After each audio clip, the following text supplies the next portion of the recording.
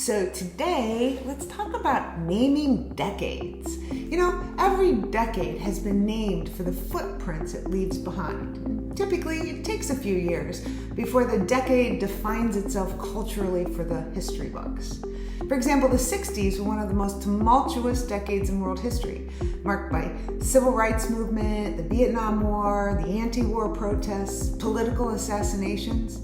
But ironically, it's called the cultural decade, largely due to the counterculture social revolution that was sparked by the Summer of Love in 1967. Journalist Tom Wolfe gave the 70s a label that has stuck, the me decade. Wolfe and others noticed that the dominant concerns of social and political justice in the 60s had shifted to a more selfish focus on the individual well-being. Perhaps the most symbolic example of this shift is the cultural sensation of the pet rock, introduced in 1975. You remember pet rocks, those small egg-shaped little stones that were nestled in straw in those cute little cardboard boxes, complete with air holes. They sold for $3.95. Pets that required no actual work and no real commitment epitomized what many saw as the self-indulgence of the 70s. The 80s were marked by big hair, MTV, and neon. They're sometimes referred to as the decade that made us. Some of the best movies, music, TV shows, and lingo from this era have remained etched in our cultural lexicon.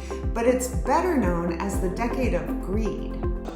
That greed, for lack of a better word, is good. Greed is right. Greed works. Greed clarifies.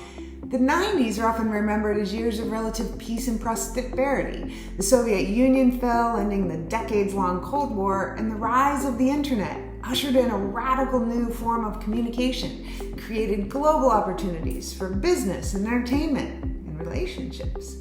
Perhaps the biggest battle of the decade was between Super Nintendo, Sega Genesis, and Sony PlayStation. The first decade in this century, the aughts, or the noughties, according to our friends across the pond, began with a frenzy of fear about Y2K. Remember that?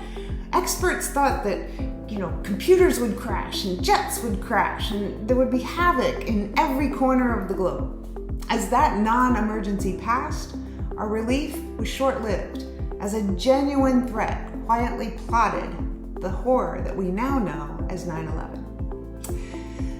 The 2010s have been called the tensions, or in the words of American historian Andrew Bacevich, the decade of venomous division, characterized by massive racial, economic, and political divisions.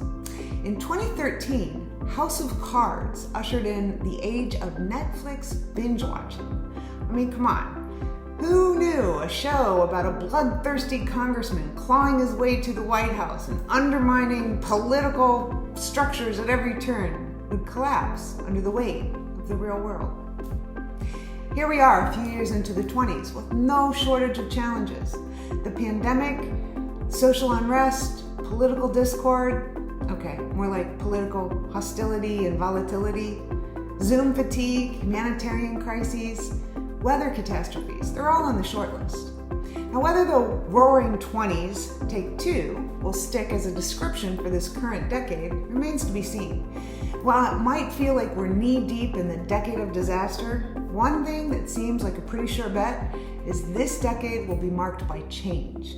And one reason we resist change is because it usually comes with a ton of uncertainty, complexity, ambiguity, and as we've learned over the last few years, volatility.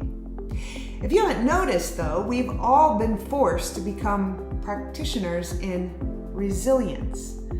Physically resilient to COVID, mentally resilient to a changing workplace, emotionally resilient to the hurt and the pain and the loss we've experienced personally or vicariously through others. The exact definition of resilience is subject to debate a little bit, but the most commonly used working definition used in the field is the ability to achieve a successful outcome in the face of adversity. Although the research in the neuroscience of resilience is still in its infancy, we've actually been able to identify brain structures that underlie resilience.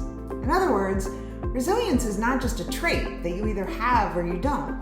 It's behaviors, thoughts, and actions that can be learned and developed.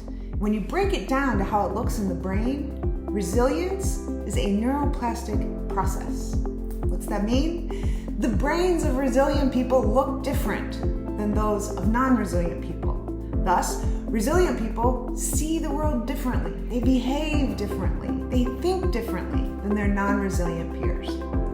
To learn more about what resiliency looks like in the brain and some very simple ways to develop it, check out my blog post.